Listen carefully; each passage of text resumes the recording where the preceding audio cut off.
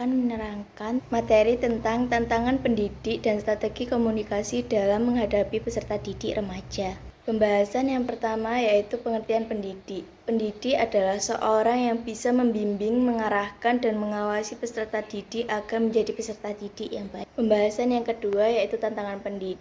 Di sini ada 3 poin. Poin yang pertama, tekanan akademis. Maksudnya kita sebagai pendidik tidak boleh terlalu menuntut peserta didik untuk menjadi sempurna dalam hal akademis.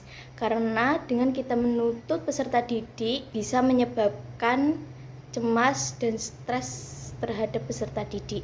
Poin yang kedua yaitu konsentrasi berkurang. Berapa faktor yang bisa menyebabkan konsentrasi peserta didik berkurang?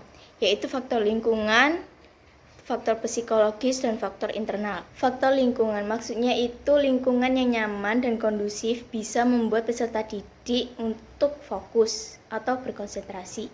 Namun jika faktor lingkungannya tidak nyaman dan tidak kondusif, maka peserta didik tidak bisa untuk berkonsentrasi. Yang kedua, psikologis. Dalam konteks ini, jika ada peserta didik yang mendapat masalah di dalam keluarga atau pertemanan, itu akan membuat mereka untuk sulit berkonsentrasi. Pembahasan yang ketiga yaitu strategi dan komunikasi. Ada beberapa strategi yang dapat diupayakan untuk bisa mengembangkan komunikasi yang efektif.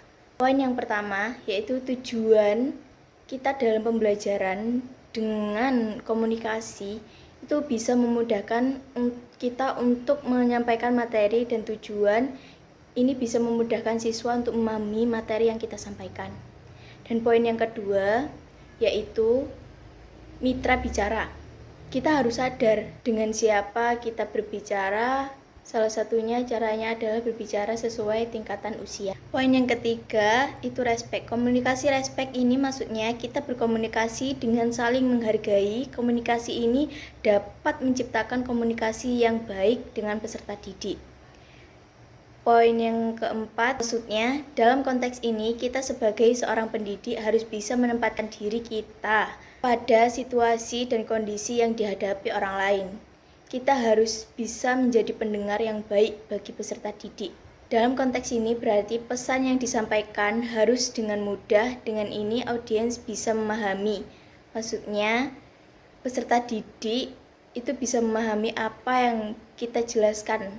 Poin yang kelima maksudnya pendidik harus berusaha agar pesan yang disampaikan bisa jelas.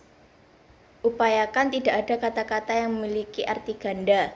Poin yang keenam maksudnya kita sebagai pendidik harus memiliki sikap rendah hati. Jika memilikinya, kemungkinan akan dapat terciptanya kehidupan yang penuh energi dan terciptanya rasa hormat dan kesan positif terhadap peserta didik. Pembahasan yang terakhir yaitu konsep referral atau alih tangan dan konferensi kasus. Maksud dari konsep referral ini atau alih tangan yaitu jika kita sebagai guru BK tidak bisa menghadapi masalah siswa tersebut, kita bisa pengalihan layanan terhadap siswa yang tidak mampu dilayani oleh kita, guru BK, kepada pihak lain yang dinilai lebih mampu dalam hal tersebut.